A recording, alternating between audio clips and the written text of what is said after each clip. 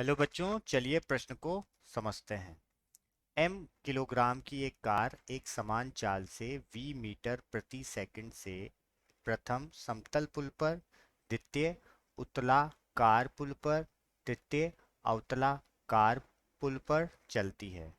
स्थितियां द्वितीय एवं तृतीय में पुल की वक्रता त्रिज्या r मीटर है।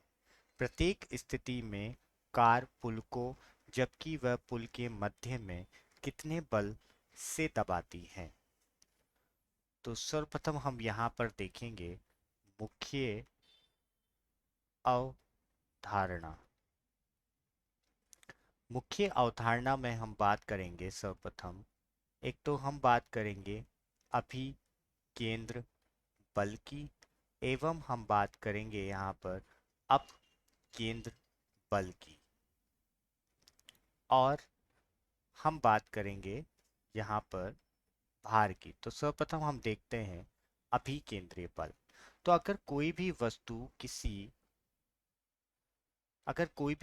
किसी वृत्ताकार पथ पर चक्कर लगा रही है तो केंद्र की तरफ लगने वाला बल तो होता है अभिकेंद्रीय बल, और केंद्र के विपरीत दिशा में जो बल कार्य करता है वो होता है अपकेंद्रीय बल।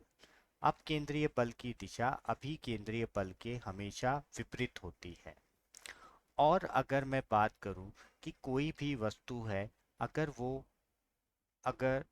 उस वस्तु पर किसी समतल पर रखी हुई है, तो उस वस्तु पर उसके भार की वजह से जो बल कार्य करता है वो होता है उसके द्रव्यमान और गुरुत्व त्वरण के बराबर। और इससे समतल की वजह से एक बल कार्य करता है, उसका उसकी दिशा हमेशा लंबवत होती है भार बल के, या उसकी दिशा हमेशा लंबवत होती है उस समतल के, जिस भी समतल में उस वस्तु को रखा गया है। तो अब हम चलते हैं हल की तरफ। तो हम देखते हैं यहाँ पर हल।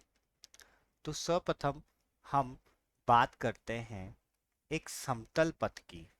तो समतल पथ की अगर मैं बात करूं, तो मान लेते हैं यहाँ पर हमें m द्रव्यमान का एक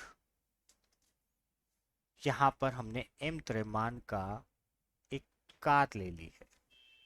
अब ये जो कार है, इस कार की अगर हम बात करें, वेग है, उसकी दिशा इस तरफ है।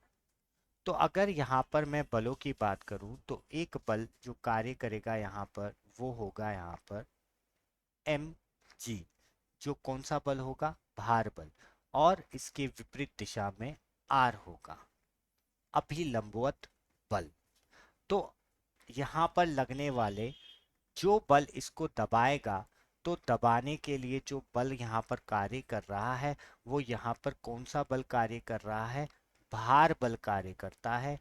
और उस भार बल का मान इसके द्रव्यमान और इसके गुरुत्वीय त्वरण के गुणा के बराबर होगा। अब हम बात करते हैं द्वितीय की। तो द्वितीय में बात करूं तो हमें दिया हुआ है कि यहाँ पर उत्तलाकार पथ है। अब इस उत्तलाकार पथ में हमने एक कार ली जिसका द्रव्यमान m ही है। अब इस पर अगर हम बलों की बात करें, तो बलों की अगर मैं बात करूंगा, तो एक बल तो कार्य करेगा पृथ्वी के केंद्र की तरफ। अगर इस पृथ्वी के केंद्र की तरफ अगर हम बल की बात करें, तो वो होगा भार m गुणा g। और इसके केंद्र से अगर मैं इसके भार के विपरीत दिशा में बल की बात करूं, तो बल होगा यहाँ पर अपकेंद्रीय बल। जो अपकेंद्रीय बल होगा, हमें पता है अपकेंद्रीय बल का मान अभिकेंद्रीय बल के ही बराबर होता है। बस दिशा यहाँ पर क्या होती है, दोनों की विपरीत होती है। तो यहाँ पर अभिकेंद्रीय बल, तो यहाँ पर कौन यहाँ पर किसके अभिकेंद्रीय बल का अभिनय कर रहा है, यहाँ पर भार बल कर रहा है। तो यहाँ पर जो दबाव की वजह से जो बल लग रहा है उसका पूर्ण मान क्या होगा, वो होगा एम जी ऋण एम वी का वर्ग बटे आर। आर क्या है यहाँ पर, इस वृत्त की, इस वृत्तीय पथ की त्रिज्या है। अब हम तीसरी स्थिति लेते हैं। तीसरी स्थिति में हमें अवतलाकार पथ दिया हुआ है, तो ये हमने अवतलाकार पथ बना दिया। अब इस अवतलाकार पथ पर हमने उसी m द्रव्यमान की कार को लिया। तो अगर हम यहाँ पर देखें, ये उसका केंद्रक मान लेते हैं, और इस केंद्रक से इसकी परिधि की जो दूरी है वो हमें कितनी दे रखी है, वो दे रखी है r।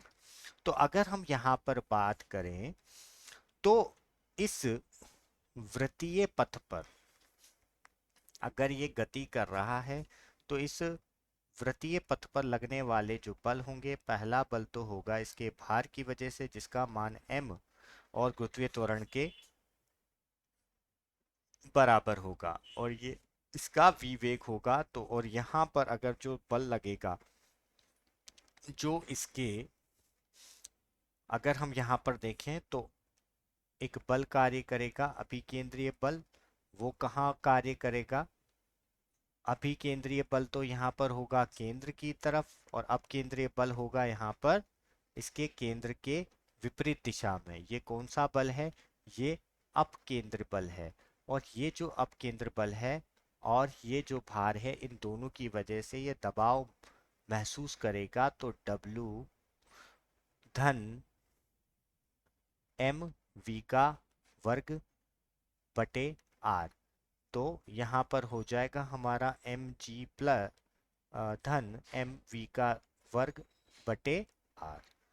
तो यही हमारे प्रश्नों के क्या होंगे, उपयुक्त उत्तर होंगे।